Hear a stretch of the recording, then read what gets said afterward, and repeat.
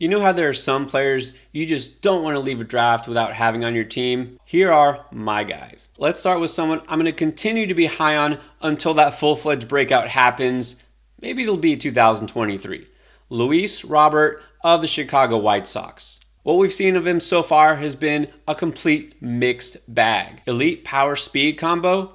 Check. Only 222 games played over 3 seasons. Max exit velocity in the 99th percentile. Chase rate in the 1st percentile. Great expected batting average. Terrible walk rate. This is a player who has all the tools to succeed. We know he has legit upside to get you 25 or more home runs, 20 plus steals, hit for average, and runs and RBIs too. It's a loaded lineup that might finally deliver if everything comes together under new management. But will Luis Robert deliver, and will he stay healthy? I'm going to draft him because you just don't get that kind of upside outside the first round. Speaking of mouth-watering upside, I'm not saving my favorite pick for last. Here's my totally biased, and I'm okay admitting it, favorite player pick who's also a guy I'm going to own as many places as possible in all my leagues for fantasy baseball, and that is Jazz Chisholm. Yeah, I'm going to try to shoot for 20-20 or even let's say 30-30 upside every time I can do it.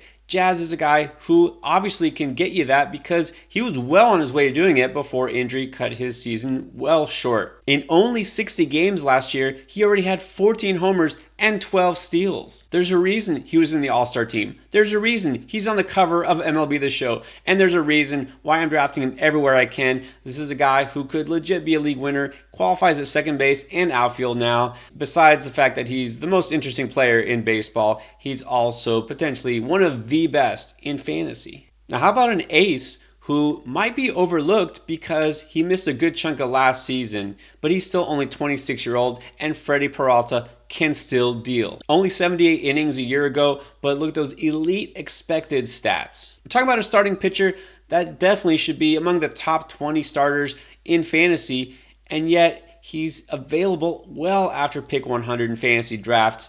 I mean, I'll take the injury discount every time. His strikeout rate was down to 27% last year, but the 2 seasons before that, we're talking about 33% and 37% strikeout rates, and his walk rate has continued to drop. I think a healthy Peralta gets back to that 30% mark. You're talking about top-notch strikeout numbers. He'll rack up wins in Milwaukee, and he's going to keep your ratios nice and tidy. The Seattle Mariners all of a sudden have a ton of exciting young arms in their staff. There's one guy I was super high on last year, and that was Matt Brash.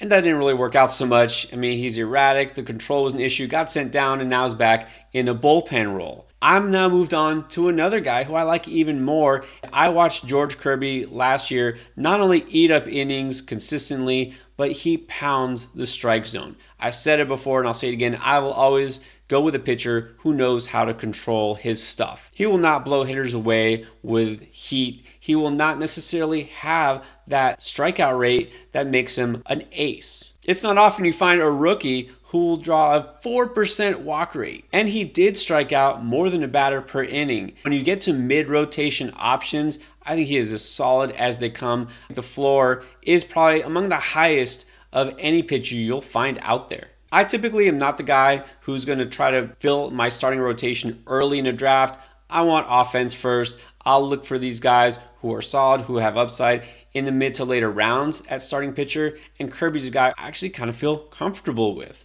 Going back to the White Sox offense, I am still big on Andrew Vaughn. Another former first-round pick, guy who's just a pure hitter and he just needs a little bit of time to figure it out, but he, I think, has finally gotten there. The best sign was a hard hit rate in the 90th percentile last season. The power is developing. Looks like they finally found a home for him in the outfield. He should be in the lineup every single day. No negative splits to worry about. Plenty of lineup support there. I feel like Vaughn could take that next step and get you 100 RBIs, 25 home runs or more, and hit for average. Not gonna lie, I liked it better when he qualified at first base, but still, you might notice that outfield really isn't that deep this year, which is kind of crazy to say, but it's true. And when you get deeper into your draft, you're looking for some power, especially at outfield.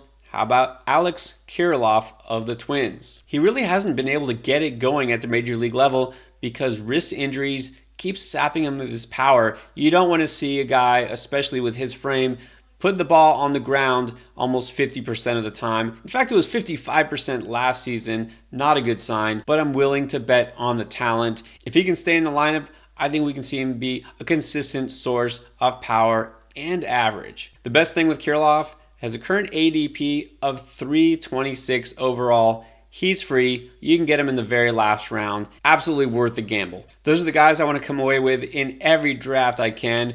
But what about the guys I'm staying away from? Check out these players that you should be avoiding.